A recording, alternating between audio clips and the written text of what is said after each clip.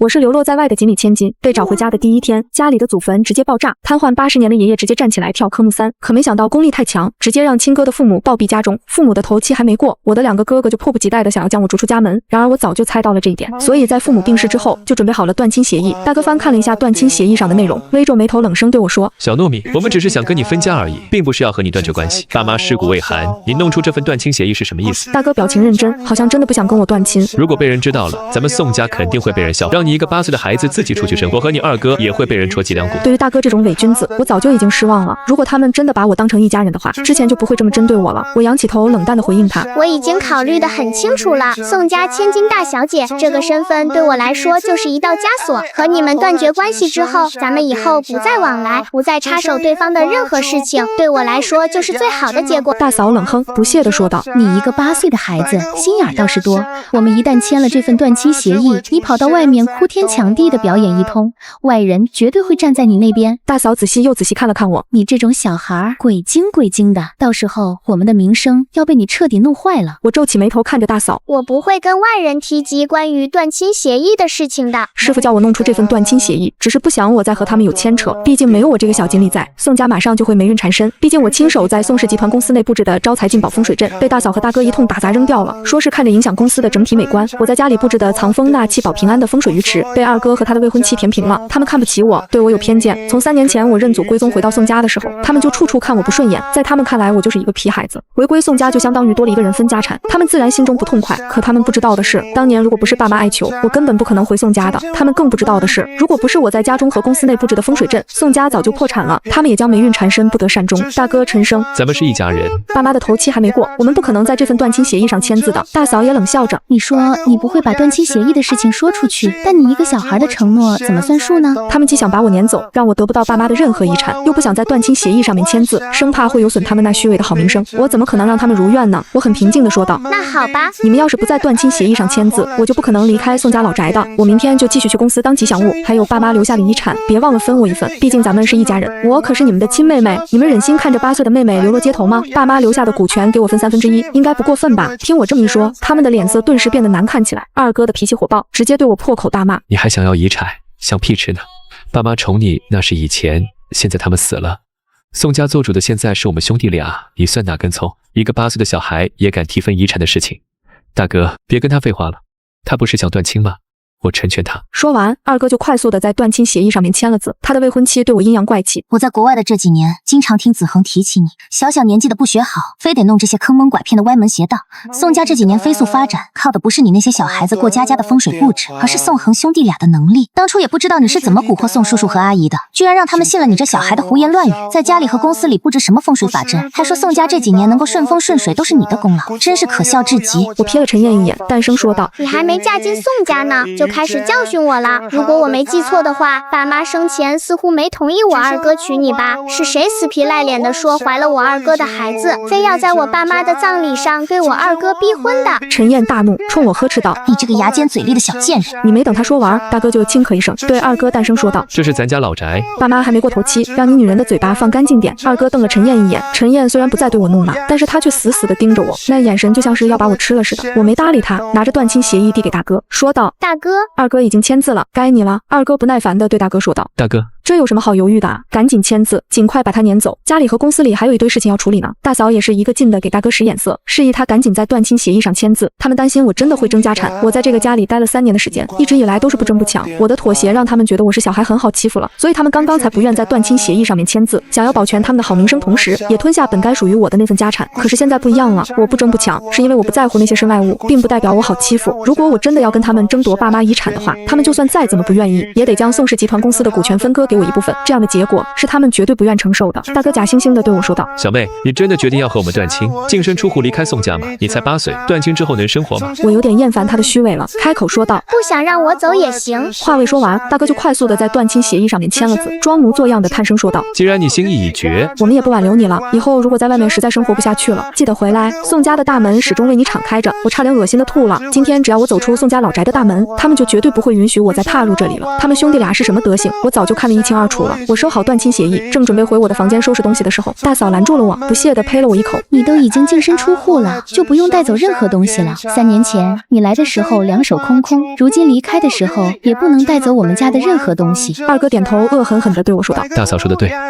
你现在已经不是我们宋家的人了，宋家的任何东西都和你没有关系了，赶紧滚吧。陈燕冷笑着说道：以后没有宋家给你撑腰了，用你那狗屁风水术糊弄别人的时候小心点，被人识破的话，可没人替你收尸啊。大哥依旧虚伪的唏嘘感慨着，我深深看了他们一眼，淡声说道：风水源自先秦，是老祖宗留下的东西，你们没见识，我不怪你们，不过做错了事，总要付出代价的。记住你们今天的话，我等你们后悔的那天。然而我离开宋家的当天晚上，宋家老宅就遭遇了火灾，起火原因是电路老化的缘故。大嫂怒气冲冲地说道：肯定是小糯米搞的鬼，起火的源头是他房间的电灯，他肯定提前在房间里做了手脚，就是想烧死咱们呢。陈燕扯着嗓子尖叫道：他那个该死的丧门星，我就知道他肯定有阴谋，签什么断亲协议只不过是障眼法而已，他的真正目的是想让咱们放松警惕。幸亏咱们发现火灾及时，要不然咱们都得被烧死了，到时候宋家的财产只能由他来继承了。大哥脸色阴沉，对二哥说道：你认识的三教九流人物不少，让他们去找小糯米教训他一顿。二哥狠狠地点点头，说道：必须得让他长长记性才行，非得让他在床上躺几个月不可。大哥冷声说道：最好让他一辈子都躺在床上。闻言，即使脾气暴躁的二哥都愣了一下，下意识地说道：大哥，她毕竟是咱们小妹，而且还小，下手太重的话。没等他说完，大哥就拍了拍二哥的肩头，轻叹着说道：她已经不是咱们宋家的人了，爸妈也已经死了，没人能护得住他了，我这也是为他好，一辈子只能躺在床上，总比丢掉性命强吧。咱们宋家现在是多事之秋，经不起折腾了，明白吗？二哥的脸皮抽搐了一下，缓缓地点了点头。只不过不论他们如何派人寻找，都没有找到我的踪迹，气得二哥破口大骂：他还能凭空消失了吗？爸妈头七当天，大哥他们大张旗鼓的上供烧香，还找人办了一场法事。视频传播到了网络上之后，很多网友们议论纷纷，怎么没见宋家的千金大小姐？听说宋老先生夫妇俩刚下葬，宋诺就要分家产，他两个哥哥苦口婆心的劝说他，他不依不饶的跟他的两个哥哥大吵一架，赌气离家了，真是养不熟的白眼狼啊！3年前才回归宋家，结果爸妈刚去世，他就想让宋家分崩离析吗？之前还有人说宋家这几年能够顺风顺水，全靠宋诺，这种鬼话也有人信。我被众多网友网暴，这是大哥他们的手段，就是为了彻底毁掉我的名声。如此一来，就算以后爆出我和他们签订了断亲协议，外界也不会指责他们的，反而会把一切问题推到我的身上。但我对这些都一无所觉，只是回到山上找到了我师傅。师傅一见我，揉了揉眼睛：小祖宗，我刚念叨你，你就回来了，在宋家过得怎么样？刚才首富还说想认你当干孙女呢。我抱着师傅商量首付的事，另一边爸妈头七刚过去，二哥就和陈燕领了结婚证，还没等他们举行婚礼，宋家就出事了。宋家的老宅再次起火了，这次的火势很大，火灾原因是燃气泄漏，导致老宅很快就被大火烧成了废墟。大哥和大嫂这急忙慌的赶回老宅途中，遭遇了一场小车祸，两人的头都撞破了，差点就被碎裂的挡风玻璃刺穿脖颈，吓得他们脸色苍白，冷汗直冒。二哥和陈燕正在公司视察工作，得知老宅起火之后，慌忙准备离开公司赶回家，结果两人在乘坐公司电梯的时候出现了意外，电梯失控直冲顶层，吓得他们俩在电梯轿厢里惊恐尖叫大喊。虽然最终安然无恙，但是受到惊吓的他们还是尿湿了裤子。接下来几天的时间里，大哥他们基本上每天都会遇到一些倒霉事，有时候是开车不小心撞了一位老大爷，赔付了上百万，有时候是走在街道上的时候，一个花盆之类的重物从上方坠落，好几次差点砸到他们的脑袋上，甚至他们还遭遇过被流浪狗和流浪猫疯狂追逐抓闹的事情。这个时候，就算他们鄙夷风水气运之说，也不免嘀咕自己是不是被霉运照顶了。有宋家的合作伙伴给他们支招，说道：灵山有位大师很厉害，帮很多富商贵人解决过疑难杂症。那位大师3年前宣布封卦，前几天又开始给人算卦批命了，千金难求啊！听说就连首富和上京的一些贵人都来了，你们可以去那里碰碰运气。大哥他们没有丝毫的迟疑，开车来到了位于郊外的灵山。灵山上有座老旧的宅院，此时那座宅院前已经有很多人排队了。大哥他们看到那些排队的人之后，不禁有些啧舌了，小声的议论着：那不是京海的周玉林吗？京海的地产大王啊，资产是咱们家的10倍，他居然也来了。那个有点胖的家伙，好像是远洋航运的李方明吧？连这样的大佬都来了。还有前面那几个穿着中山装的老前辈，我只在电视上见过他们。灵山的这位大师绝对很厉害，这下咱们就能放心了。就算咱们最近真的是霉运照顶，这位大师肯定有办法帮咱们化解。你们说，咱们最近这么倒霉，会不会是小糯米在咱们身上下了诅咒什么的？等会让大师给看看，如果真的和小糯米有关系的话，那就别怪咱们心狠手辣了。一旦找到小糯米，绝对没有他的好果子吃。大哥他们乖乖的排队，不敢有丝毫想要插队的念头，毕竟这里排队的人都是非富即贵，很多都是大哥他们惹不起的，敢在这里嚣张造次，那纯粹是找死。终于排到大哥他们的时候，他们满脸恭敬的进了宅院大门。当他们来到堂屋门口，看到小小的我盘腿坐在蒲团上后，顿时面色巨变，露出了震惊不敢置信之色。他们同时惊呼开口：小糯米，你怎么在这里？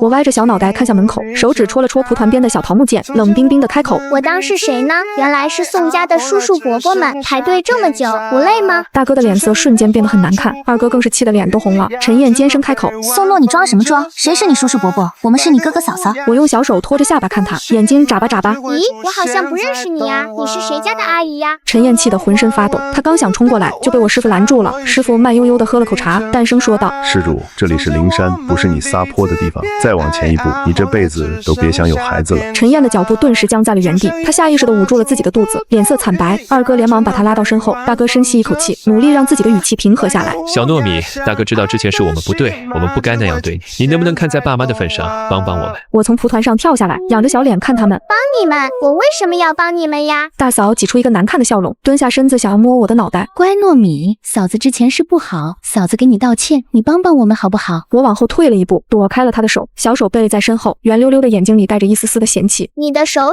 脏脏的，不要碰我！大嫂的笑容僵在了脸上，二哥忍不住开口骂道：宋诺，你别给脸不要脸，我们好声好气的跟你说话，你还摆什么臭架子？我歪着脑袋看他，凶什么凶？凶我就不帮你哦。二哥被我噎了一下，他张了张嘴，愣是不知道该说什么。陈燕在后面扯了扯他的袖子，示意他别冲动。大哥脸上的表情变了又变，最后还是选择了服软。糯米，大哥知道错了，之前是大哥糊涂，你开个条件吧，只要你肯帮我们，什么条件我们都答应。我用小手指点了点自己的下巴，装作思考的样子，然后摇了摇头。可是我不想帮你们呀。大哥的脸色一下子就沉了下去。我转过身，蹦蹦跳跳的回到蒲团上坐好，拿起旁边的一杯奶茶，咕嘟咕嘟的喝了起来。师傅看了看门外还在排队的人，淡声开口：几位施主，你们的时间到了，后面还有人在等着。大哥急了：大师，求您帮帮我们吧，我们愿意出钱，多少钱都行。师傅摆出不容置疑的表情：我这徒弟说不帮就是不帮，你们就是给座金山也没用，请回吧。二哥还想说什么，就被门外的人催促了。门外等着的可都是非富即贵的大人物，他们可没耐心等宋家这几个小角色磨蹭。大哥咬了咬牙，拉着其他人先退了出去。他们没有离开灵山，而是在宅院外面等着，想等我忙完了再来求我。我才不管他们。下一个进来的是个白白胖胖的中年男人，我认识他，京海地产大王周逸林。他一进来就看到了我，先是愣了一下，然后脸上露出了和善的笑容。这位小仙女是大师的徒弟吧？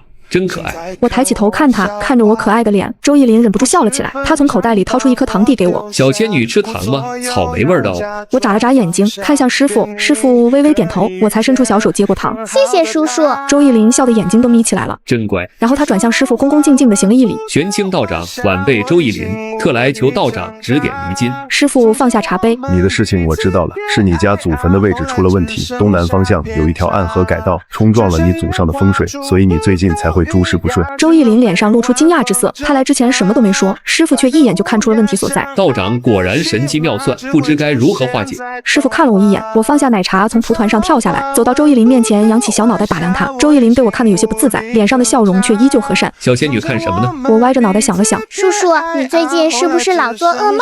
梦里有很多水。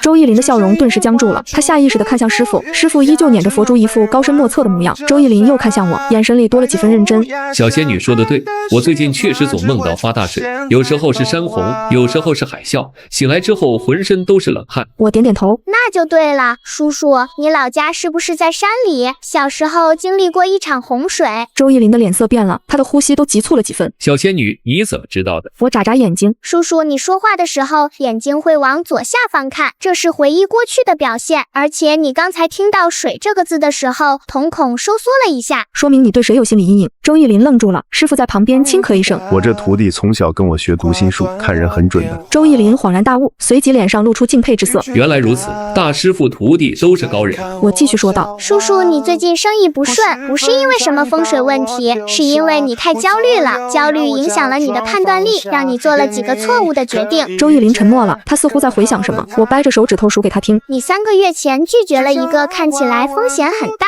但实际上很有潜力的项目。2个月前，你因为心情不好，在谈判桌上发了脾气，得罪了一个重要客户。1个月前，你失眠太严重，在一份重要合同上签错了字。周逸林的眼睛越睁越大，这些事情他从未对外人提起过。小仙女，你怎么会知道这些？我笑了笑，叔叔，你的西装袖口磨损得很厉害，说明你经常焦虑的搓手；你的黑眼圈很重，说明长期失眠。你进门的时候先迈的右脚，但走路的时候重重心偏左，说明你最近腿脚不太舒服，应该是坐得太久，缺乏运动。还有你的手表比正常时间快了5分钟，说明你是个很着急的人。这种性格的人，一旦焦虑就容易冲动做错事。周逸林彻底愣住了，他看我的眼神像是在看什么了不得的人物。师傅慢悠悠地开口：周施主，我这徒弟说的话你听明白了吗？你的问题不在风水，在你自己，心不静则事不成。周逸林沉默了许久，然后深深地对我和师傅鞠了一躬。多谢大师指点，多谢小仙女点醒，我今日受教了。师傅摆摆手：去吧，回去好好休息，找个心理医生聊聊，比什么风水都管用。周逸林点点头，临走前又看了我一眼。小仙女，你叫什么名字？我用小手托着下巴。我叫糯米，小糯米。周逸林笑了，好名字，小糯米，我记住。他从口袋里掏出一张名片放在桌上。小糯米以后有什么需要帮忙的，尽管来找叔叔。叔叔虽然不懂风水，但在京海还是有几分薄面的。我收好名片，对他挥挥手：叔叔再见。周逸林走了，门外的宋家人看到周逸林出来，立刻凑了上去。大哥满脸堆笑的打招呼：周总，好久不见。周逸林看了他一眼，脸上的笑容淡了几分。你是？大哥的笑容僵了一下。我是宋氏集团的宋子恒，之前在商会的晚宴上我们见过。周逸林哦了一声，想起来了，宋氏集团。我记得你们家最近好像出了点事。大哥的脸色有些难看，他干笑了2声。是有一些小麻烦，不知道周总方不方便帮忙引荐一下？我们想请里面的大师帮忙看看。周逸林摇摇头：你们的事情我帮不了。他看了一眼宅院的方向，意味深长地说道：而且你们恐怕也请不动里面的那位。大哥还想再说什么，周逸林已经转身离开了。下一个进来的比周逸林还要胖，走路的时候肚子上的肉一颤一颤的。我给他看完之后，他笑着塞给我一个红包。我看了看师傅，师傅点点头，我才收下。红包里是一张银行卡，李方明说密码是6个8，我不知道里面有多少钱，但我猜应该不少，因为李方明走的时候腿都是软的。就这样，我一直忙到太阳下山，送走了最后一位客人。我伸了个懒腰，累死了。师傅笑着摸摸我的头：辛苦我家小糯米了，晚上想吃什么，师傅给你做。我想了想，我要吃红烧肉。师傅点点头：好，我家小糯米要什么就有什么。我们正准备关门的时候，宋家的人又出现在了门口，他们在外面等了一整天。大哥的脸色很难看，二哥的脸色更难看，大嫂和陈燕的脸色难看的都快扭曲了。大哥深吸一口气，挤出一个笑脸：小糯米，大哥等了你1天了，能不能给大哥一个机会？我歪着头看他：你们还没走啊？天都黑了，不回家吗？二哥的火气一下子就上来了：宋诺，你什么意思？我们在外面站了一整天，你就这态度？我用小手指掏掏耳朵：好凶哦！师傅挡在我身前：几位施主，贫道说过了，我这徒弟不想帮你们，你们就是等到天荒地老也没用。大哥还想再说什么，师傅已经关上了门，隔着门板我听到外面传来大嫂尖利的声音：什么狗屁大师，分明就是个骗子，一个8岁的小孩也敢出来招摇撞骗，还有那个老头装什么装？我呸！陈燕的声音也响了起来：就是啊，那些排队的人肯定都是托，什么京海地产大王，什么远洋航运，都是找来演戏的，为的就是骗我们的钱。宋诺那个小贱人，心眼真是多，小小年纪就知道设局骗人。二哥气得直跺脚：我们在外面站了一整天，他倒好，舒舒服服地坐在里面喝奶茶，还让那些人给他塞红包，这钱来的也太容易了。大哥沉声说道：别说了，我们走，这地方不来也罢。我原本以为他们会就这么离开，没想到他们走到山脚下的时候，居然开始散播谣言。大嫂扯着嗓子喊：大家别被骗了，那灵山上的什么大师就是个骗子，那个小女孩是我们宋家养不熟的白眼狼，她8岁就开始坑蒙拐骗，现在更是变本加厉，骗完家里人又出来骗外人。二哥也在旁边帮腔：对啊，大家千万别信他们，什么风水什么算命都是假的，就是利用人的心理弱点骗钱。那小女孩是我们看着长大的，从小就不学好，专门研究这些歪门邪道。他们的声音很大，引来了不少人围观，其中有一些是还在排队等着的富商。一个穿着中山装的老者皱起眉头：你们在说什么胡话？我认识道长20多年了，他从来不收费，怎么可能是骗子？大嫂愣了一下，随即反驳道：不收费，那些人塞红包的时候，他们怎么不拒绝？老者冷哼一声：那是人家自愿给的谢礼，跟道长有什么关系？再说了，道长每年把这些钱都捐给了山下的孤儿院和养老院，你们不知道就不要乱说。周逸林不知道什么时候也出现在了人群里，他看着宋家人的眼神很冷。我记得你们是宋氏集团的人。大哥一看到周逸林脸色就变了。周总，我们……周逸林打断了他的话：我劝你们积点口德，今天在山上那位小糯米，可是连我都要敬他3分的人，你们不识好歹也就罢了，还敢在这里造谣生事，真是不知道天高地厚。旁边的几个富商也纷纷开口：就是我们排队排了3天才见到大师，你们倒好，才等1天就开始骂人。你们宋家是什么德行？就这素质也敢来灵山求卦，活该被拒之门外。我听说宋家最近走了霉运，看着做牌不倒霉才怪。大哥的脸色一阵红一阵白，他万万没想到这里的人不但不相信他们，反而站在我这边。大嫂还想再说什么，被大哥一把拉走。他们灰溜溜的逃下山，一路上大嫂都在骂骂咧咧：什么破山，什么破大师，我们宋家就算倒霉也不需要他们帮忙。二哥也在旁边附和：就是啊，谁稀罕他们？那些人肯定是收了好处才帮那老头说话的。陈燕阴阳怪气地说：“宋诺那个小贱人，肯定是提前收买好了那些人，就等着我们去丢脸呢。我看他就是故意的，故意让我们在那里等一整天，然后当众羞辱我们。”大哥的脸色阴沉的可怕，他没有说话，心里却已经把我恨到了骨子里。回到家之后，宋家的气氛跌到了冰点。他们现在住在一处临时租的公寓里，因为老宅已经被大火烧成了废墟，保险公司还在走流程，赔偿款不知道什么时候才能下来。大嫂一进门就把包摔在沙发上，今天真是倒了8辈子的霉，被一个8岁的小孩耍得团团转，还被那些人当众嘲笑，我宋家的脸都让他丢尽了。二哥从冰箱里拿出一罐啤酒，咕嘟咕嘟灌了下去。他抹了抹嘴巴，都怪大哥。当初要是直接把他弄死，就没这么多事了。大哥的眼神凌厉地扫过来。你说什么？二哥被他看得缩了缩脖子，但还是嘴硬。我说的是实话啊。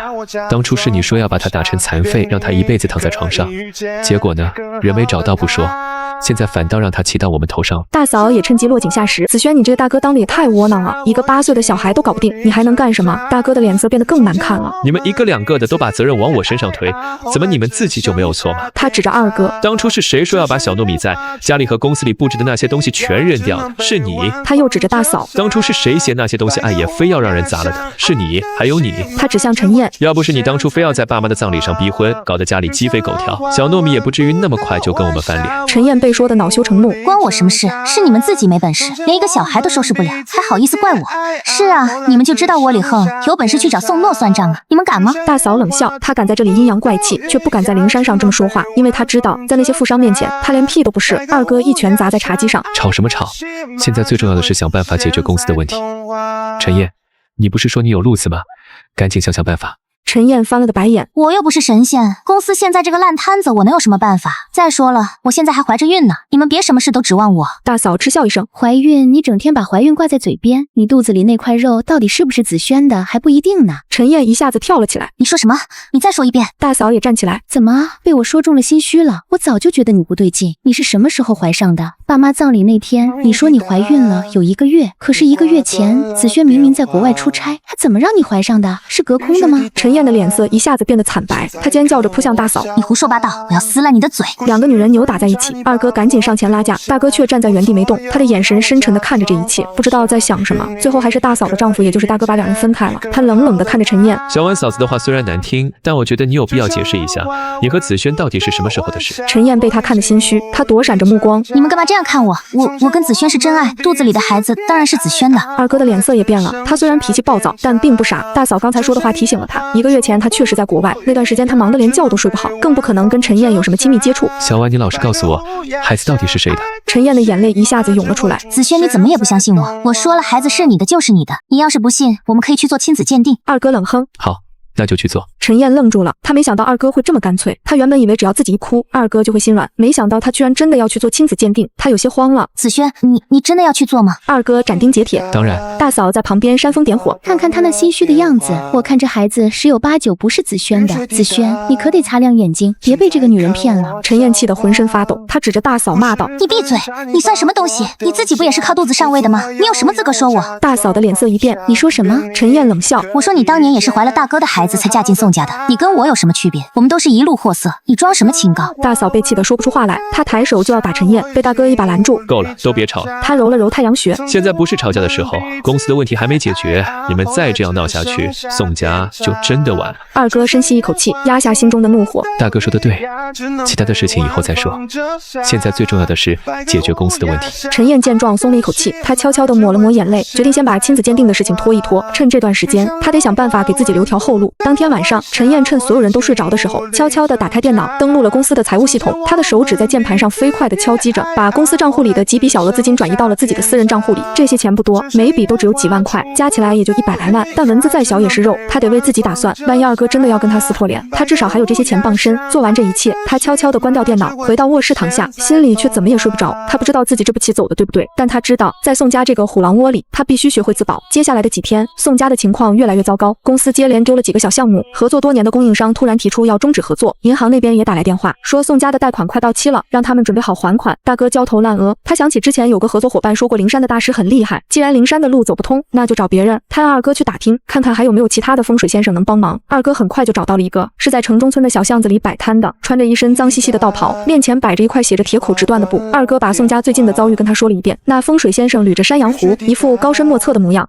你们这是犯了太岁呀，得赶紧化解。二哥问要怎么化解，风水先生掏出一堆符纸和一个铜铃铛，把这些东西买回去，按照我说的方位摆好，保证你们逢凶化吉，遇难成祥。二哥刚想拿，风水先生伸出5根手指，5万。二哥虽然觉得贵，但想到公司的困境，还是咬咬牙付了钱。他把那些东西带回家，按照风水先生的指示摆在了公司和公寓的各个角落。然而事情并没有像风水先生说的那样好转，反而越来越糟。公司的电脑莫名其妙的死机，丢失了好几份重要文件。公寓的水管半夜突然爆了，地板被泡得面目全非。陈燕的房间里总是有奇怪的响声，吓得她整晚的睡不着，孕吐也越来越严重，几乎什么都吃不下。二哥开始怀疑那个风水先生是不是骗子。他去找的时候，那个摊位已经不在了。城中村的人说，那老头前几天就跑了，不知道去了哪里。二哥气得暴跳如雷，却又无可奈何。大嫂埋怨他，让你找个靠谱的，你找了个骗子，5万块钱打水漂不说，还把家里搞得乌烟瘴气。二哥也火了，你怎么不早说？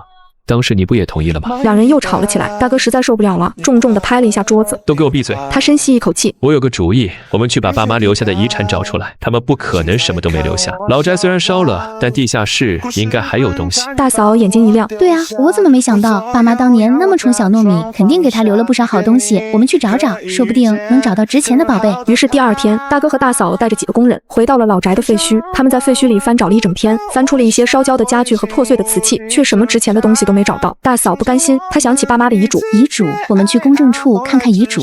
爸妈肯定在遗嘱里给小糯米留了东西，只要我们把遗嘱改了，那些东西就是我们的了。大哥想了想，点点头，走。他们去了公证处，想要查看父母的遗嘱，结果公证处的工作人员告诉他们，遗嘱已经执行过了。大哥愣住了，什么时候执行的？工作人员翻了翻记录，就在1个星期前，宋诺小姐本人来办理的，她带着合法的监护人和授权文件，一切手续都是齐全的。大哥和大嫂面面相觑，他们没想到我会有这一手。工作人员继续说道，根据遗嘱，宋先生和宋太太名下有一处房产，是专门留给宋诺小姐的，产权已经过户到她名下了，其他的财产按照遗嘱也已经分配完毕。大嫂急了，不可能，那房子我们怎么不知道？工作人员耸耸肩，这我就不清楚了，你们可以自己去查。大哥阴沉着脸离开了公证处，他回去查了一下，才发现父母名下确实有一处房产，是当年偷偷买的，没有告诉任何人。现在那房产已经过户到我名下了，他们想要争都争不到。大嫂气得直跺脚。宋诺那个小狐狸，他什么时候知道这些的？肯定是早就计划好的，故意等我们来查的时候给我们当头一棒。大哥没有说话，他的心里也在想这个问题，我到底是什么时候知道这些的？又是谁帮我办理的这些手续？那个什么灵山的大师到底是什么来头？他突然有一种很不好的预感。二哥这几天一直在清理公司的仓库，公司搬了好几次地方，仓库里堆满了各种乱七八糟的东西，有些是10几年前留下的旧档案，有些是淘汰的办公设备，还有一些不知道是什么的杂物。他本来想把这些东西都扔掉，腾出空间来放新的货物，结果在角落里翻出了一个落满灰尘的纸箱，箱子上写着废弃物品勿动是大嫂的字迹。二哥打开箱子一看，愣住了，里面是一堆破破烂烂的东西，有几块刻着奇怪图案的木牌，有一些碎掉的玻璃瓶，还有几根折断的桃木棍子。他想了好一会儿才想起来，这些东西是当初从家里和公司里清出来的，是我摆在各个角落的那些玩意儿。当时大嫂嫌这些东西碍眼，非要让人全部扔掉。二哥觉得扔了可惜，就偷偷装在箱子里放到了仓库，本想着以后说不定能卖几个钱，结果一放就是3年，早就忘了这回事。他蹲在箱子前看着这些残破的物件，脑子里突然闪过一个念头，这3年宋家确实过得很顺，爸妈的身体越来越好，公司的业绩也是节节攀升。当时所有人都觉得是大哥和他有本事，是宋家祖上积德，没人把功劳算到我头上。可是自从把我赶出家门之后，宋家就开始走下坡路了，老宅被烧，他们遭遇各种倒霉事，公司的生意也越来越差。二哥不是个迷信的人，但他不得不承认这些事情的时间点未免太巧了。他把这个发现告诉了大哥，大哥沉默了很久。你的意思是，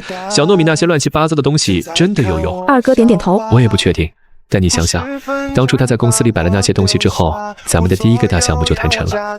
后来他又在家里弄了那个鱼池，爸的老毛病就好了。大哥皱起眉头，也许只是巧合。二哥摇摇头，1次2次是巧合，4次都是巧合，那就不是巧合了。大哥看着箱子里那些破烂，陷入了沉思。他不愿意承认我有什么本事，但眼前的困境让他不得不考虑所有的可能性。大嫂在旁边听了半天，突然开口：“你们是说，只要弄到小糯米的那些东西，咱们就能转运？”二哥想了想，应该是吧。我记得他当初摆的那些东西都是成套的，现在咱们手里只有这些残破的，肯定没什么用。要是能弄到完整的，说不定真的能管用。陈燕撇撇嘴：“你们是不是傻？那丫头现在跟咱们撕破脸了，她怎么可能把东西给你们？”二哥冷笑：“谁说要他给了？咱们去拿就是了。”大哥看向他：“你什么意思？”二哥压低声音：“他现在住在灵山上，就他和那个老道士2个人。那老道士年纪大了，不可能时时刻刻盯着他。咱们找个机会偷偷上山，把他的东西弄出来就行了。”大嫂眼睛一亮：“这主意好，那丫头才8岁，能有什么防备？咱们趁她睡着的时候动手，神不知鬼不觉的。”大哥有些犹豫：“这样做会不会太冒险了？万一被发现？”二哥不以为然：“发现又怎样？他一个小孩能把咱们怎么样？那老道士要是敢报警，咱们就说是去探亲的。她毕竟是咱们的妹妹，咱们去看看她不行吗？大哥想了想，觉得这话也有道理，于是几个人开始商量具体的计划。他们决定趁着夜深人静的时候上山，人不能太多，免得动静太大。二哥自告奋勇要去，又叫上了自己的2个表弟，都是些混社会的，胆子大手脚也快。3天后的一个深夜，二哥带着2个表弟摸上了灵山，山路很黑，他们不敢开手电筒，只能借着月光一步一步往上爬。好在他们之前来过一次，对路还算熟悉，大概爬了1个小时，他们终于看到了那座老旧的宅院。院子里黑漆漆的，没有一点灯光，应该是都睡了。二哥示意2个表弟跟上，3个人蹑手蹑脚地翻过院墙，落地的时候发出了一点声响，他们吓得屏住呼吸，等了好一会儿，确定没有惊动任何人，才继续往里走。院子里有好几间屋子，他们不知道我住哪一间，只能一间一间的找。第1间屋子的门没锁，他们推开门往里看了看，是间杂物房，堆满了各种乱七八糟的东西，有书有画，有瓶瓶罐罐。二哥眼睛一亮，就是这儿。他们轻手轻脚地走进去，开始翻找，很快就找到了几样东西：一块刻着图案的木牌，一个装着彩色砂石的玉瓶，还有一把桃木剑。这些东西和当初我在宋家摆的那些很像，二哥断定这就是我练手用的。他把东西装进背包，又看了看四周，还有别的吗？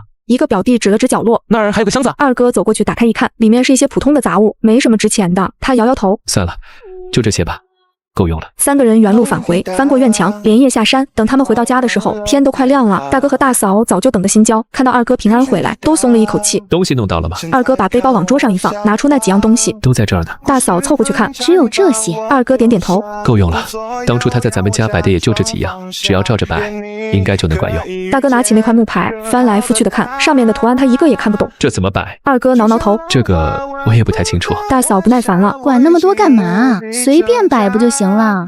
反正都是骗人的玩意儿，心诚则灵，咱们诚心诚意的摆上，老天爷总会保佑的。二哥觉得大嫂说的有道理，于是几个人开始研究怎么摆放这些东西。他们把木牌挂在了公司大厅的正中央，把玉瓶放在了财务室的窗台上。至于那把桃木剑，陈燕说她最近总是睡不好，要把剑挂在自己卧室里辟邪。二哥想了想，没有反对。他们满心欢喜的以为，只要把这些东西摆上，宋家的运气就会好起来。然而事情的发展完全出乎他们的意料。第2天，公司的电脑系统就出了问题，莫名其妙的死机了好几次。重启之后，发现有几份重要的文件不见了，技术人员查了半天也查不出原因，只能从备份里恢复，浪费了整整1天的时间。大哥气得在办公室里发火，怎么回事啊？我们的系统不是刚升级过吗？怎么这么不稳定？技术人员战战兢兢地说，宋总，我们也不知道，系统没有任何问题，就是突然死机了。大哥挥挥手让他出去，转头看向挂在墙上的木牌，心里闪过一丝不好的预感，难道是这玩意儿的问题？他摇摇头，把这个念头甩出脑海，不可能，这些东西又不是什么机器，怎么可能影响电脑？晚上回到公寓，更糟糕的事情发生了。大嫂刚打开门就踩进了一滩水里，她低头一看，整个客厅都被水淹了，水管爆了，她尖叫起来。大哥冲进去一看，果然厨房的水管不知道什么时候裂开了，水哗哗的往外流，地板都泡坏了。他们赶紧叫人来修，折腾到半夜才把水清理干净。大嫂累得瘫在沙发上，骂骂咧咧，这破房子租金那么贵，质量这么差。大哥没说话，他的眼睛看向茶几上的玉瓶，不知道在想什么。陈燕那边也不太平，她把桃木剑挂在卧室之后，总觉得有些不对劲。晚上睡觉的时候，她隐隐约约能听到一些奇怪的声音，有时候像是风吹过的呼呼声，有时候又像是什么东西在轻轻敲打墙壁。她翻来覆去睡不着，好不容易睡着了，又做了一晚上的噩梦。第2天早上，她的脸色憔悴的吓人。二哥问她怎么了，她说可能是孕吐太严重了，没休息好。其实她心里隐隐觉得是那把桃木剑的问题，但她不敢说出来，怕被人笑话。日子一天天过去，宋家的情况越来越糟，公司的电脑3天2头出问题，不是死机就是中病毒，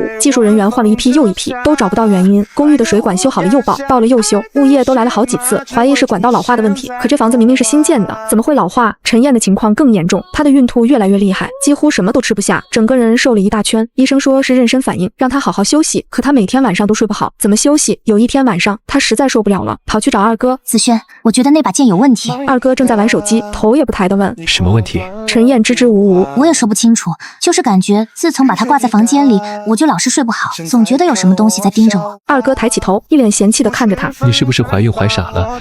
一把破木头剑能有什么问题？陈燕急了，我是认真的，你能不能把它拿走？二哥不耐烦地挥挥手，你自己拿不就行了，非得让我动手。陈燕的脸色一下子变了，她看着二哥，眼泪啪嗒啪嗒地掉下来。宋子恒，你还是不是我老公？我怀着你的孩子，你就这么对我？二哥最烦女人哭，他叹了口气，把手机往旁边一扔，行行行，我去拿，我去还不行吗？他起身去了陈燕的房间，那把桃木剑就挂在床头的墙上，他一伸手把它取下来，掂了掂，挺轻的，也不知道是什么木头做的。他打算把剑放到仓库里去，刚走到门口，就听到身后传来陈燕的尖叫声，他吓了一跳，转身一看，陈燕指着墙上的某个地方，脸色惨白。那是什么？二哥顺着他的手指看过去，墙上什么都没有，他皱起眉头，什么东西？你看到什么了？陈燕的声音都在发抖。刚才墙上有个黑影，我看到了。什么黑影？你眼花了吧？他走过去看了看墙。墙，墙上干干净净的。别疑神疑鬼的了，早点睡吧。他拿着剑出去了，留下陈燕一个人坐在床上发呆。他紧紧地抱着被子，浑身都在发抖。他不知道自己刚才看到的是什么，但那个黑影的轮廓，他到现在都记得清清楚楚。第二天，他跟大嫂说起这件事，大嫂听了直翻白眼。你是不是最近太累了？看什么黑影？我看你就是疑心病。陈燕被他说的有些恼火。我没有疑心病，我是真的看到了。大嫂摆摆手，行了行了，别说了，你那点破事我没工夫听。公司现在一堆麻烦等着处理，你有空在这儿疑神疑鬼，还不如想想怎么帮忙。陈燕气得说不出话来，她转身回了自己的房间，把门摔得震天响。大嫂看着她的背影，嗤笑了一声，一个来路不明的女人也敢在这儿装大小姐，要不是看在她肚子里那块肉的份上，早就把她赶出去了。她哪里知道，陈燕心里也在打着自己的小算盘。这段时间，她偷偷转移了不少钱，虽然都是些小数目，加起来也有好几百万了。她把这些钱存到了一个谁都不知道的账户里，准备等时机成熟就跑路。宋家这艘破船，她是一天也不想待了。而我呢，我当然知道宋家偷了我的东西，他们翻墙进院子的时候，我就醒了，但我没有阻止他们，甚至故意把那几样东西放在了最显眼的位置，让他们一找就能找到。师傅问我为什么这么做，我抱着我的奶茶咕嘟咕嘟喝了一口。那些都是我练手用的废品，根本没什么用，摆错了只会弄巧成拙，让他们拿去吧，自己折腾自己，省得我动手了。师傅听了哈哈大笑，我这徒弟鬼精鬼精的。我歪着小脑袋看师傅，师傅，你说他们会不会后悔？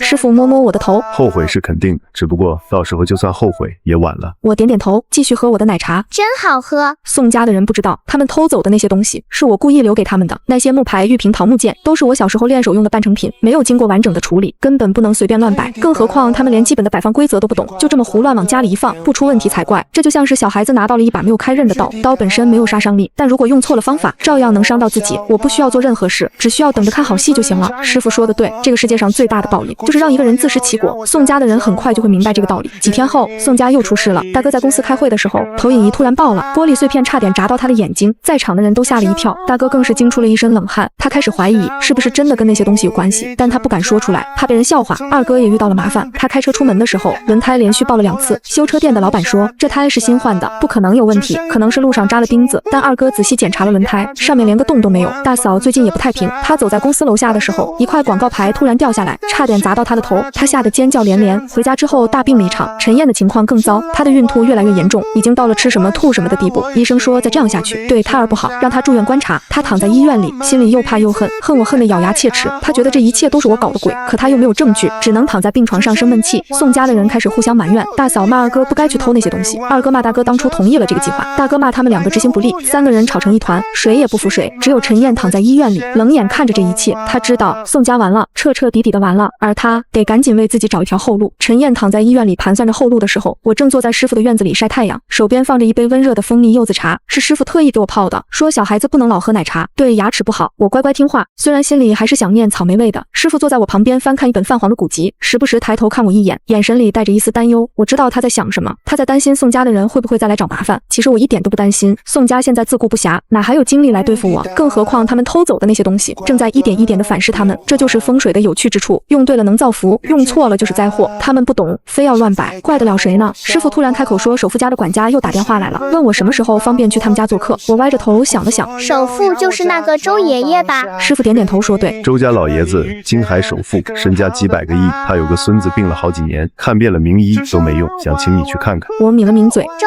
爷爷的孙子我知道，之前周奕林来求卦的时候，我就从他身上看出来了，周家的问题不在风水，在人，具体是什么问题，我得见了那个孙子才能确定，但现在还不是时候。我跟师傅说再等等，等宋家那边的事情告一段落。师傅没有多问，他知道我做事自有分寸，虽然我只有8岁，但跟着他学了6年，早就不是普通的小孩子了。说起宋家，他们最近的日子可真是一天比一天难过。大哥的公司连续丢了3个大项目，合作了5年的供应商突然毁约，银行那边也开始催贷款，整个公司的资金链快要断了。大嫂急得嘴角都起了燎泡，整天在公司里骂人，员工们都躲着他走。二哥也没好到哪里去，他投资的一个项目爆雷了，亏了好几百万。陈燕知道后，在病房里跟他大吵了一架，说他败家，说早知道就不嫁给他了。二哥被骂得恼羞成怒，摔门就走，3天没去医院看他。陈燕气得在病床上哭，一边哭一边骂，骂完二哥骂大嫂，骂完大嫂骂我，说都是我这个扫把星害的。护士进来给他打针的时候，他还在骂骂咧咧，护士忍不住多看了他2眼，他立刻冲人家发火，我人家看什么看？没见过孕妇吗？护士被他骂得一脸懵，默默地扎完针就出去了。出去之后跟同事吐槽，说那个病房的孕妇脾气真差，怪不得一直吐，都是被气的。陈燕不知道的是，他偷偷转移公司资金的事情已经被人发现了，发现的人是大嫂。大嫂最近在查公司的账，想看看还有没有什么可以变卖的资产，结果无意中发现了几笔奇怪的转账记录。金额都不大，每笔几万块，加起来却有好几百万。转出去的账户是一个陌生的名字，大嫂查了一下，那个名字是陈燕的表妹，她立刻就明白了，陈燕这个贱人在偷钱。大嫂把这件事告诉了大哥，大哥的脸色阴沉的可怕，他没有立刻声张，而是让人继续查，看看陈燕到底转走了多少钱。同时他也在思考要怎么处理这件事，二弟的面子要不要给，这个女人还能不能留。大嫂的意思是赶紧把陈燕踢出去，反正她肚子里的孩子也不一定是二弟的，留着就是个祸害。但大哥觉得不能操之过急，现在公司正是用人之际，万一二弟因为这件事跟他闹翻，那就更麻烦了。他决定先按兵不动，等公司的危机过去了再说。可是公司的危机根本没有过去的迹象，反而越来越严重。那块挂在大厅正中央的木牌似乎带着某种诅咒，自从它挂上去之后，公司就没有一天安宁过。先是电脑系统瘫痪，然后是重要文件丢失，接着是投影仪爆炸，现在又是供应商毁约。大哥有时候会站在那块木牌面前发呆，他不知道这玩意儿到底有没有用，但他又不敢把它摘下来，万一摘下来更倒霉呢？他陷入了一种奇怪的心理状态，既怀疑又依赖，就像一个赌徒，明知道会输，却还是忍不住想要再赌一把。二嫂陈燕也好不到哪里去，她把桃木剑拿走之后，晚上确实没有再听到那些奇怪的声音了，但她的噩梦却越来越多。有时候梦见自己掉进了一个黑漆漆的深渊，有时候梦见有什么东西在追她，她拼命的跑，却怎么也跑不动，每次都是一身冷汗的惊醒。她去医院做了检查，医生说是精神压力太大，建议她好好休息。可她怎么休息得了？公司的事情一团糟，丈夫整天不着家，婆家人又在背后算计她，她觉得自己快要疯了。这天晚上，陈燕又做了一个噩梦，她梦见自己躺在手术台上，周围站满了穿着白大褂的医生，他们的脸模模糊糊的看不清楚，只有一双双眼睛盯着她。她想喊却喊不出声，想动却动不了。然后她看到医生手里拿着一把刀，那把刀越来越近，越来越近，就在刀快要碰到她的时候，她猛地惊醒了。卧室里一片漆黑，只有窗外的月光透过窗帘的缝隙照进来。她大口大口的喘着气，心脏跳得快要从胸腔里蹦出来。她伸手去摸旁边，二哥不在，他又没回来。陈燕躺在床上看着天花板，眼泪无声的流了下来。她不知道自己到底做错了什么，为什么会落到这步田地。嫁给二哥的时候，她以为自己嫁进了豪门，以后就可以过上锦衣玉食的生活了。谁知道宋家表面光鲜，内里却是一团烂泥。公婆去世，小姑子被赶走，公司危机四伏，丈夫不成器，妯娌在背后捅刀子。她觉得自己就像一只被困在蜘蛛网里的飞虫，越挣扎越绝望。她摸了摸自己的肚子，肚子里的孩子动了一下。那一瞬间，她突然下定了决心，不能再这样下去了。她得走，趁一切还没有崩盘之前，带着她偷偷攒下的那些钱，逃得远远的。至于肚子里的孩子，她现在不想管那么多了，先保住自己再说。第二天一早，陈燕就开始收拾东西，她动作很轻，尽量不发出声音。她把那几张银行卡和存折都藏在了一个小包里，又收拾了一些换洗衣物。她打算今天就走，趁二哥不在，趁大哥大嫂还在公司，她要悄悄地离开这个让她窒息的地方。可就在她拎着包准备出门的时候，门突然开了，大嫂站在门口，冷冷地看着她。要出门啊，小婉。陈燕的心咯噔一下，她强装镇定，嫂子你怎么来了？大嫂走进来，慢悠悠地环顾四周，目光在她手里的包上停留了1秒。这么早就收拾好行李了，是要去哪儿啊？陈燕攥紧了包带，她的手心里全是汗。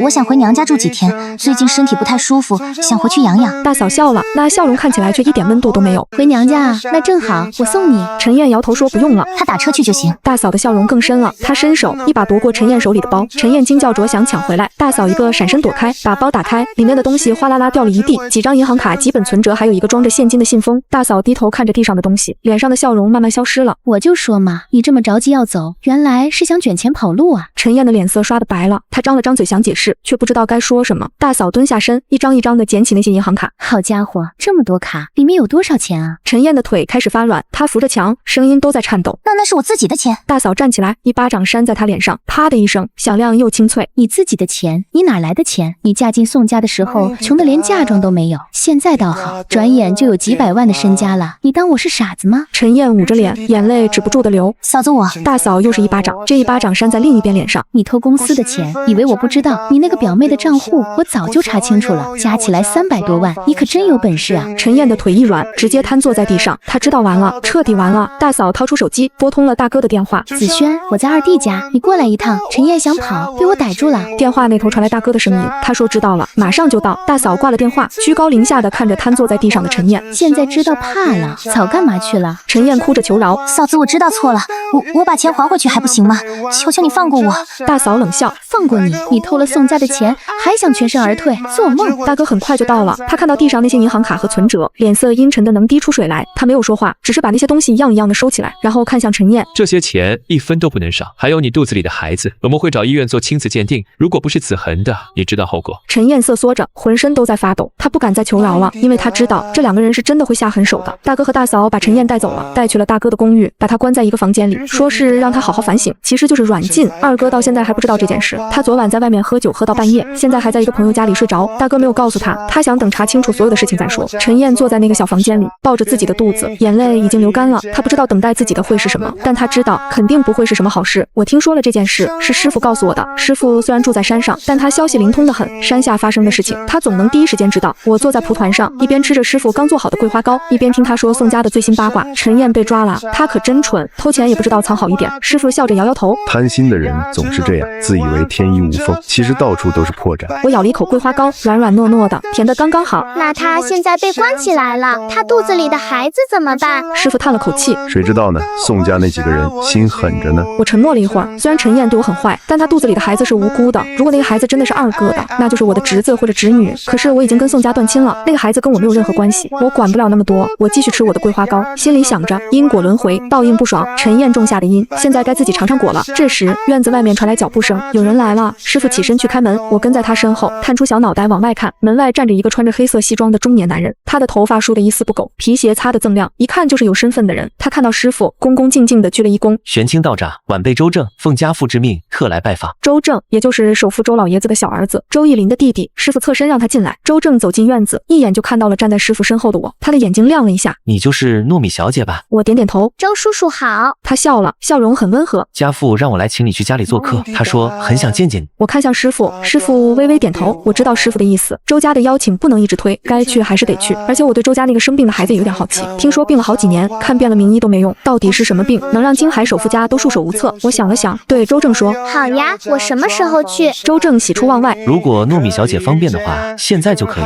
我低头看了看自己身上的衣服，是一件浅粉色的棉布裙子，有点皱，沾了几粒桂花糕的碎屑。我这样去会不会不太好看？周正摇摇头。糯米小姐怎么穿都好看，家父不在乎这些，他只想尽快见到你。师傅在旁边开口：我跟你一起去。周正连忙点头说好。就这样，我跟着师傅和周正下了山。山脚下停着一辆黑色的加长轿车，司机早就在那里等着了。看到我们，他立刻下车，毕恭毕敬地打开后座的门。我第一次坐这么高级的车，皮座椅软软的，还带按摩功能。车里有一股淡淡的檀香味，闻起来很舒服。我坐在师傅旁边，小短腿够不到地，晃悠晃悠的。周正坐在副驾驶，时不时地回头看我，眼神里带着一种说不清道不明的情绪。我觉得那是期待，还有一丝紧张。车开了大概半个小时，停在了一座大宅子门口。这宅子比宋家老宅气派多了，大门是那种老式的朱红色木门，门上挂着2个大红灯笼，门口站着2排穿着制服的保安，一看就很有派头。周正领着我们进去，宅子里面更是别有洞天，亭台楼阁，假山流水，像是古装剧里的大户人家，还有很多花花草草，我叫不出名字，但都很好看。我们穿过一个长长的走廊，来到一个大厅，大厅里坐着一个白发苍苍的老人，他穿着一身灰色的中式长衫，正在喝茶。看到我们进来，他立刻放下茶杯，站起身，脸上露出了慈祥的笑容。这就是糯米丫头吧？我上前一步，乖巧地喊了一声：周爷爷好。老人高兴的眼睛都眯起来了，他招招手让我到他身边去。我走过去，他拉着我的手，上上下下的打量我。这丫头长得真俊，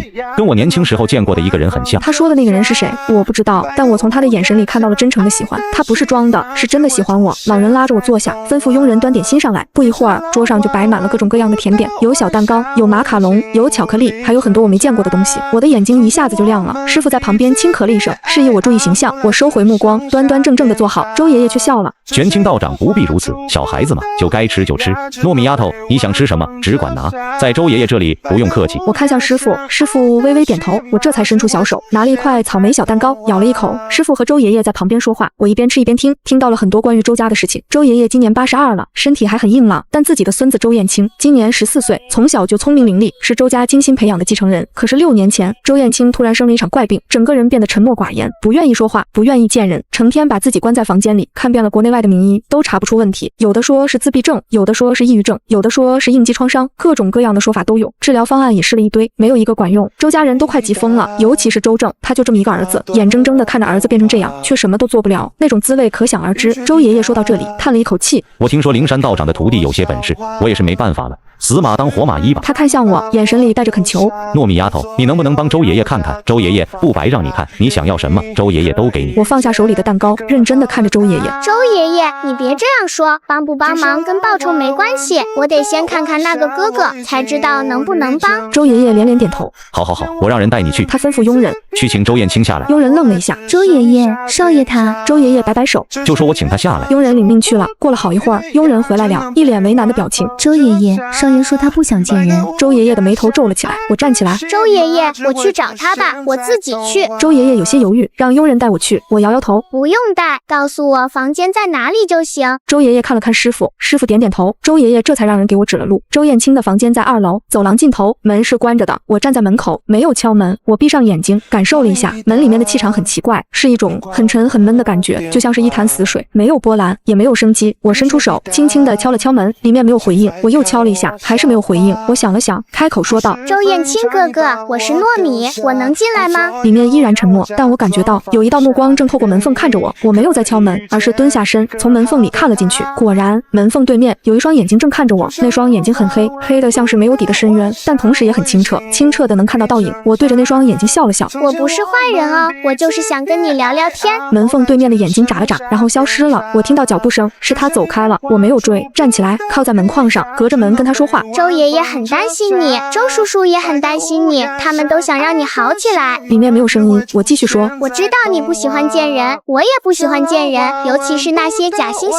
的人，看着就烦。里面还是没有声音，但我知道他在听，因为气场有一点点变化，那潭死水好像微微动了一下。我没有再说什么，只是安静地靠在门框上。过了很久，门突然开了一条缝，一个少年的脸出现在门缝里，他很瘦，脸色苍白，头发有些长，挡住了半张脸。他看着我，没有说话，我也看着他，也没有说话。我们就这样对视了很久。他突然开口，声音有些沙哑，像是很久没说过话了。你为什么不害怕？我歪着头，为什么要害怕？他没有回答，把门开得更大了一些。我看到了他的房间，窗帘拉得严严实实，没有一丝光亮。房间里很乱，书本衣服扔得到处都是，墙上贴着很多画，都是黑色的，看不出画的是什么。他看着我，眼神里有一些我读不懂的东西。进来吧。我跨过门槛，走进了他的房间，身后的门被他关上了。房间里比我想象的还要暗，空气沉闷的像是好久没有开过窗。我的眼睛花了一会儿才适应这个亮度。周燕青关上门之后就走回了他的床边，靠着床头坐下，把膝盖抱在胸前，整个人缩成一团，像一只蜷起来的猫。我没有急着说话，先在房间里转了一圈，看了看墙上那些黑色的画，走近了才发现那些不是随便乱画的，只不过全部用黑色的颜料涂满了，原来的颜色被盖住了，像是故意不想让人看到底下的东西。我伸手摸了摸其中一幅画，颜料已经干透了，表面有一层粗糙的纹路，底下隐隐约约能看到蓝色。我缩回手，转身看向周燕青，她正盯着我，那双黑漆漆的眼睛一动不动。我走到她床边，找了一块空地盘腿坐下，书包还背在身上，里面装着师傅给我带的桂花糕。我掏出来，掰了一半，递给她。你饿不饿？她看着我手里的桂花糕，没有接。我把那一半放在她面前的床单上，自己咬了一口另一半，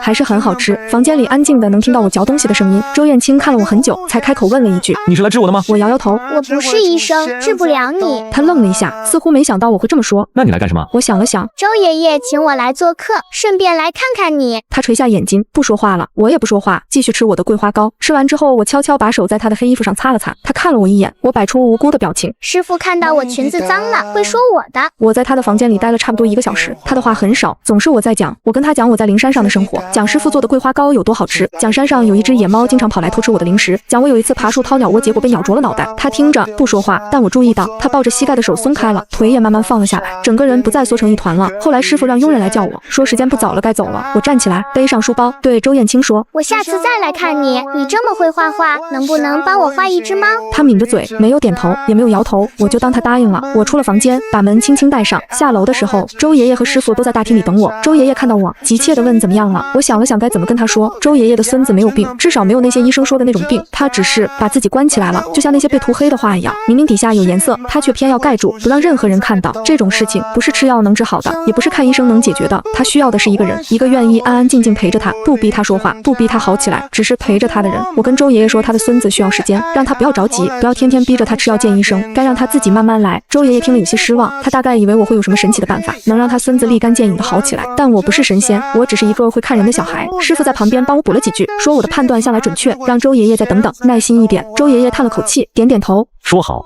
他相信师傅，也愿意相信我。临走的时候，周爷爷硬是让佣人给我装了一大袋子零食，各种各样的，有进口的巧克力，有日本的小饼干，还有一些我叫不出名字的甜点。我抱着那袋零食，觉得自己简直是世界上最幸福的小孩。师傅在旁边摇头，你呀，就知道吃。我冲他吐了吐舌头。回到灵山的时候已经是傍晚了，夕阳把半边天都染成了橙红色，山上的风吹过来，带着松柏的清香。我把零食搬进屋里，一样一样的分好，一份给师傅，一份留给自己。师傅不爱吃甜食，但他从来不拒绝我分给他的东西，总是收下，然后偷偷放到我的零食柜里，以为为我不知道，其实我早就发现了，只是不说。第二天我又去了周家，这次是周正开车来接我的。他在车上跟我说了一件事：昨天我走了之后，周燕青居然自己打开了房门，走到走廊上站了一会儿，虽然只站了几分钟就回去了，但这是他这几年来第一次主动走出房间。全家人都吓了一跳，周逸林当场就红了眼眶，周爷爷更是激动的差点从椅子上站起来。周正说这话的时候，语气里带着明显的惊喜和感激。我坐在后座，小短腿晃悠着，心里觉得暖暖的。周燕青那个人，表面上看着冷冰冰的，其实心里比谁都细腻，他只是不知道怎么表达而已，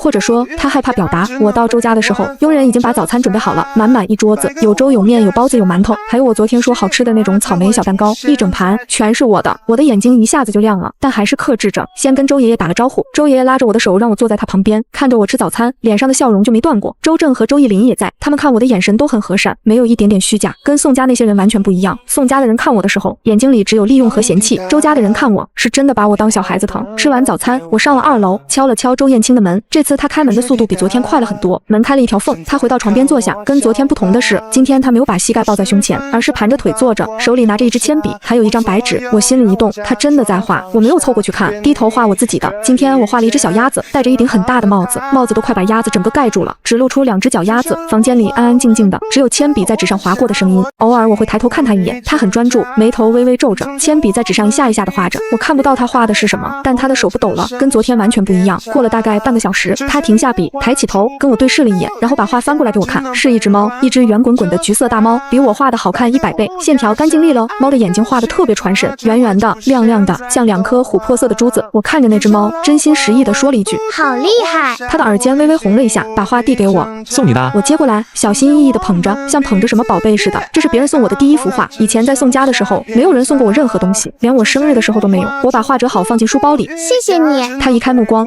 就这样，我每天都去周家，每天都去周燕青的房间待1-2个小时。有时候我们一起画画，有时候我画画他看书，有时候我们什么都不做，就安安静静的各自待着。他的变化是一点一点发生的。7天后，他跟我说了一句完整的话：你明天还来吗？我说来呀。他说好。那天我走的时候，回头看了一眼2楼的窗户，窗帘被拉开了1/3。周燕青站在窗户后面看着我，我对他挥了挥手，他犹豫了一下，也抬起手朝我挥了一下，那个动作很生涩，像是很久没做过了，但他做了。周家的人都看到了这个变化。周爷爷每天都拉着我的手说谢谢，说的我都有点不好意思了。周逸林更是直接，他对周爷爷说要认我当干孙女。周爷爷一拍大腿，说他正有此意。他们商量了一下，决定找个好日子办认亲的仪式。师傅听了之后没有反对，他说周家是积善之家，周爷爷年轻的时候做了很多好事，这样的人家值得信任。我就这样多了一个干爷爷，一个干伯伯，一个干叔叔，还有一个不太爱说话但会给我画猫的干哥哥。周家对我好的不得了，周爷爷给我准备了一个专属的房间，房间里全是粉色的，公主床、公主梳妆台、公主吊灯，连门把手上都缠着粉色的蝴蝶结。我第一次看到的时候，整个人都呆住了，我从来没有拥有过这样的房间。在宋家的时候，我住的是最小的那间，房间里只有1张床和1个柜子。大嫂说小孩子不需要太好的房间，够睡就行了。可是在周家，他们给我的是我连做梦都没想过的。周爷爷还给我办了一张银行卡，往里面存了一笔钱，说是给我的零花钱，让我想买什么就买什么。我打开手机银行看了一眼，差点把手机摔了，那数字后面的0，我数了3遍才数清楚。师傅看到之后摇了摇头，把卡收了起来，说小孩子不能有太多钱，会学坏的。周爷爷不乐意了，跟师傅争了半天，最后2个老头达成协议，卡由师傅保管，我每个月可以支取一定的额度。我在旁边听他们讨价还价，觉得又好笑又感动，这种被人惦记着的感觉真好。而宋家那边，他们的日子已经烂得不能再烂了。大嫂发现陈燕偷钱的事情之后，宋家内部彻底炸了锅。二哥知道的那天差点把公寓给拆了，他冲进关着陈燕的那个房间，陈燕看到他进来吓得缩在墙角，二哥红着眼睛质问他钱的事，陈燕哭着说那些钱是他的嫁妆钱，是他自己存的。二哥不信，因为他很清楚陈燕嫁过来的时候根本没有嫁妆。陈燕被逼急了，换了一套说辞，说是他表妹借给他的，他只是暂时放在公司账上周转一下，马上就还。二哥更不信了，他把陈燕的手机抢过来翻看，发现了更多的秘密。陈燕不只赚了公司的钱，他还在网上开了好几个理财账户，用的都是假名字，里面零零散散加起来还有好几十万。二哥看完之后脸都绿了，他把手机摔在地上，踩了2脚。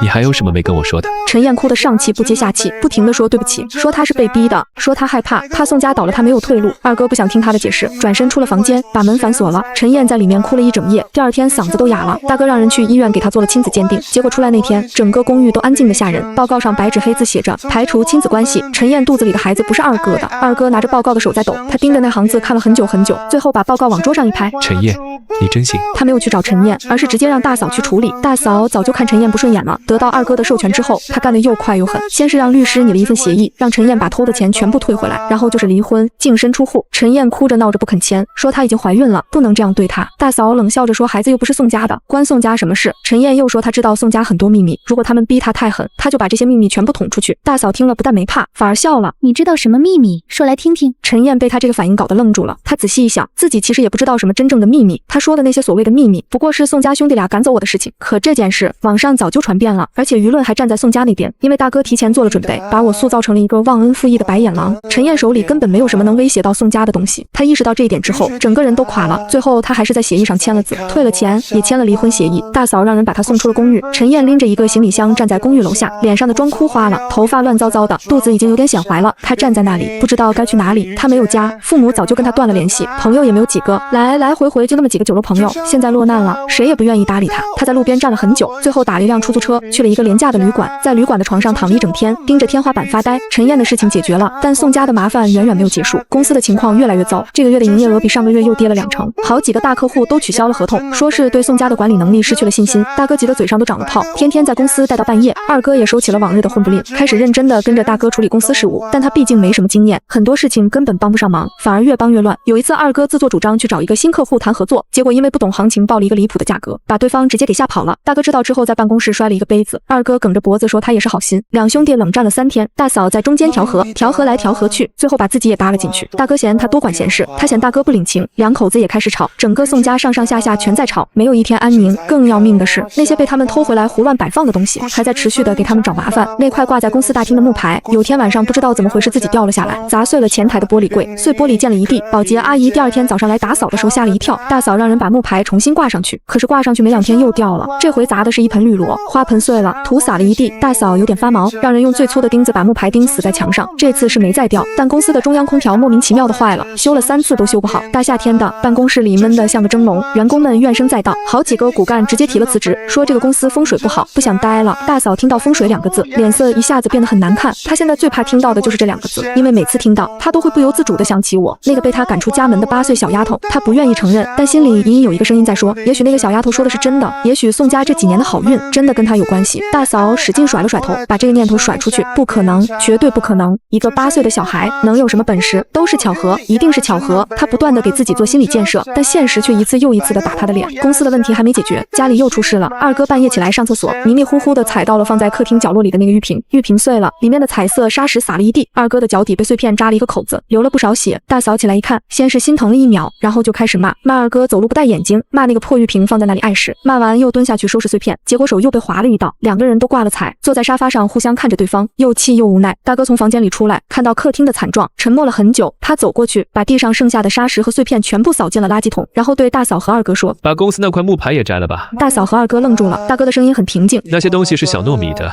他的东西不是我们能用的。”大嫂张了张嘴想说什么，看到大哥的表情，又把话咽了回去。第2天，大哥亲自去公司，把那块木牌从墙上取了下来，钉子钉得太深，费了好大的劲才拆下来，墙上留了几个醒目的洞。大哥看着那些洞，站了很久。他让人把木牌跟之前碎掉的玉瓶一起装进一个箱子里，放到了仓库的最里面，从此再也没有动过。说来也奇怪，东西撤掉之后，那些乱七八糟的小毛病确实少了一些，电脑不怎么死机了，空调修好了，也没有什么东西莫名其妙的从墙上掉下来了。但宋家的大问题并没有解决，公司的业绩还是在往下滑，客户还是在流失，银行催贷款催得越来越紧。大哥开始失眠，每天只能睡2-3个小时，黑眼圈浓得像被人打了2拳。他有时候会一个人坐在阳台上发呆，看着远处的城市灯火，不知道在想什么。大嫂有一次半夜醒来，看到阳台上大哥的背影，不知道为什么突然心酸了一下。她走过去给大哥披了一件外套，2个人难得没有吵架，安安静静的在阳台上坐了一会儿。大嫂轻声开口：“要不咱们去找小糯米道个歉吧。”大哥没有说话，大嫂继续说：“我知道你拉不下脸，我也拉不下脸，但你看看现在这个情况，再这样下去，公司真的要完了，咱们什么都没有了，那些面子还有什么用？”大哥叹了一口气：“我再想想。”他没有说去，也没有说不去。大嫂知道他在犹豫，也没有再逼他。2个人又坐了一会儿，各自回房间了。而我对这些事情并不关心，我现在每天的生活很简单，上午在灵山跟师傅学东西，下午去周家陪周燕青。周燕青的变化越来越大，她现在已经可以正常下楼吃饭了，虽然话还是不多，但至少不再把自己关在房间里了。她会在花园里走一走，偶尔还会蹲下来看看花草。有一次我看到她在花园的池塘边站着，盯着水里的锦鲤发呆，我跑过去蹲在她旁边，锦鲤的颜色可好看了，红的、白的、橘的，在水里游来游去。我伸手去碰水面，碰到了一条红色的，她甩了一下尾巴游走了。我回头看着周燕青，这条鱼好肥。她嘴角弯了一下，我继续逗鱼玩。周爷爷在远处看着我们，偷偷擦了一下眼角。我看着周燕青，她笑了笑，虽然很浅，但很真实。那是我第一次看到她笑，像冬日里最暖的那一缕阳光，融化了积雪，也融化了我心里最后一点对宋家的芥蒂。大哥终究是没有去找我，他的骄傲不允许他向一个8岁的孩子低头，哪怕这个孩子是他曾经的妹妹。宋氏集团的危机还在继续，像一个不断扩大的黑洞，吞噬着他们剩下的一切。银行的最后通牒下来了，3天之内还不上贷款，就要强制拍卖公司的资产。大哥把自己关在书房里，一整天没出来。大嫂在门口敲了无数次门，他都没有回应。二哥坐在客厅的沙发上，一根接一根的抽烟，整个屋子都乌烟瘴气。大嫂终于忍不住了，冲着二哥吼：“你就知道抽烟？抽烟能解决问题吗？”二哥把烟头摁在烟灰缸里，也吼了回去。那你说怎么办？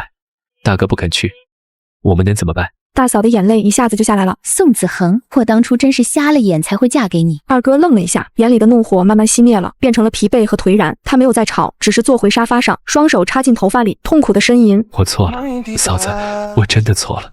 当初我就不该听你们的，把小糯米赶走。他那么小，一个人在外面要怎么过？我们怎么能那么狠心？”大嫂也蹲在地上哭了起来。是啊，我们都错了，我们对不起他，也对不起爸妈。两个人哭了一会儿，书房的门突然开了，大哥站在门口，脸色憔悴，眼睛里布满了血丝。他看着狼狈的弟弟和弟媳，声音沙哑：“走吧，我们去找他。”大嫂和二哥都愣住了，抬头看着他。大哥的眼神很平静，像是做出了一个艰难但最终的决定。去找他，不是为了求他帮忙，是为了道歉。我们欠他一个道歉，就算公司真的没了，这个道歉我们必须说。他们3人连夜开车上了灵山，车停在山脚下，他们没有开车上去，而是一步一步地走上去。山路漆黑，只有微弱的月光照着前路。他们走得很慢，每一步都像踩在自己的心上。走到宅院门口的时候，天已经蒙蒙亮了。大嫂和二哥都有些紧张，不敢敲门。大哥深吸一口气，整理了一下衣服，走上前，轻轻地敲了敲门。开门的是师傅，他穿着一身青色的道袍，头发梳得整整齐齐，手里拿着一把拂尘。他看到门口的3个人，一点也不意外，只是淡淡的开口：“3位施主来得挺早。”大哥对着师傅深深地鞠了一躬：“道长，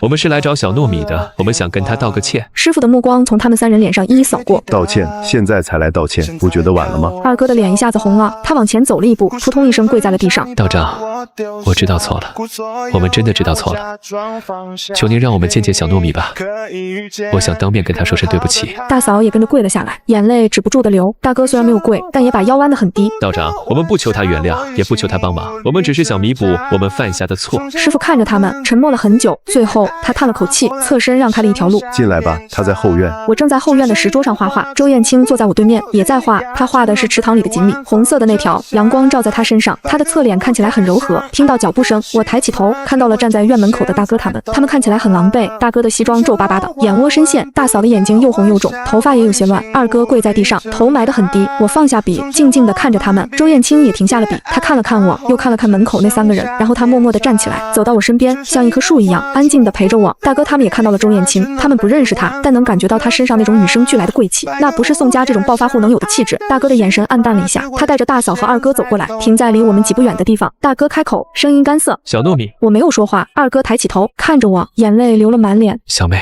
对不起，是二哥混蛋，是二哥对不起你，二哥不该那么对你说话，不该把你赶走，二哥后悔了，真的后悔了。大嫂也哭着说：“糯米，嫂子也对不起你，嫂子以前心眼太坏，总是针对你，嫂子知道错了，求你原谅我们。”他们哭得很伤心，看起来也很真诚，但我心里很平静，没有恨，也没有同情，我只是看着他们，像看3个陌生人。最后，大哥开口了，他没有哭，也没有下跪，只是看着我，一字一句地说：“小糯米，我们今天来，不是想让你帮宋家做什么，宋家变成今天这样，是我们咎由自取，跟你没关系。我们只是想告诉你，我们错了，对不起。”说完，他对着我深深地鞠了一躬，90度的躬，很久都没有起来。我看着他弯下去的背，想起了3年前我刚回宋家的时候，那时候他的背总是挺得笔直，看我的时候，眼神里带着审视和不屑。我站起来，走到他们面前，我看着大哥，又看了看跪在地上的二哥和大嫂，然后我摇了摇头：“你们不用跟我说对不起，我早就跟你们没有关系了。你们的运气不是我拿走的，是你们自己丢掉的。我当初在家里和公司摆下的那些风水阵，只是一个放大器，它能把你们本来就有的好运放大，也能把你们自己造的恶业放大。你们心存善念，它就帮你们招财进宝；你们心存恶念，它就让你们霉运缠身。所以你们的好与不好都跟我没关系，是我师傅教我的道理。现在我还给你们。”他们都愣住了，呆呆地看着我，似乎没有想到一个8岁的孩子会说出这样的话。我说完，转身回到了石桌旁。周燕青递给我一块手帕，我才发现自己不知道什么时候流眼泪了。我接过手帕擦了擦眼睛，然后对他们说：“你们走吧，以后不要再来了，灵山不欢迎你们。”师傅不知道什么时候出现在了院门口，他手里拿着拂尘，轻轻一挥：“3位施主，请吧。”大哥站直了身体，他深深地看了我一眼，眼神神很复杂，有悔恨，有不甘，还有一丝释然。他没有再说什么，转身带着大嫂和二哥离开了。他们走后，周燕青轻轻地拍了拍我的背，我靠在他身上，小声地哭了一会儿。哭完之后，心里那最后一点点堵着的东西也跟着眼泪一起流出去了。宋家的结局，我后来是从周爷爷那里听说的。宋氏集团最终还是破产了，公司的资产被拍卖，还清了银行的贷款和供应商的欠款之后，所剩无几。大哥他们卖掉了公寓，搬进了一个很小的出租屋。大哥找了一份普通的工作，每天挤地铁上下班。大嫂也出去工作了，在一家超市当收银员。二哥去了一个工地，干起了体力活。他们都褪去了往日的光环，变成了最普通的普通人。听说他们偶尔还会吵架，但吵完之后还是会一起挤在小小的厨房里做饭。生活很苦，但他们都坚持了下来。这对我来说是最好的结局，不是家破人亡，不是流落街头，而是让他们回归平凡，用自己的双手去弥补曾经犯下的错。至于我在周家过得很好，周爷爷把我当亲孙女一样疼，周伯伯和周叔叔也对我很好。周燕青成了我最好的朋友，也是我最亲的哥哥。他的病彻底好了，不再把自己关在房间里，他开始重新画画，画的不再是黑色的海，而是蓝色的天、彩色的花，还有水里游来游去的锦鲤。他把那幅橘色大猫的画装裱起来，挂在了我的房间里。他说那是他画过的最好的一幅画。几年后，我长大了，师傅把毕生所学都传给了我，我成了灵山新一任的主人。周燕青也长大了，他成了一个很有名的画家，他的画总是充满了阳光和温暖。很多人都想知道是什么让他走出了过去的阴影，他总是笑着说，因为我遇到了一只小锦鲤，它带给了我全世界最好的运气。他不知道的是，我也因为他遇到了很多爱我的人。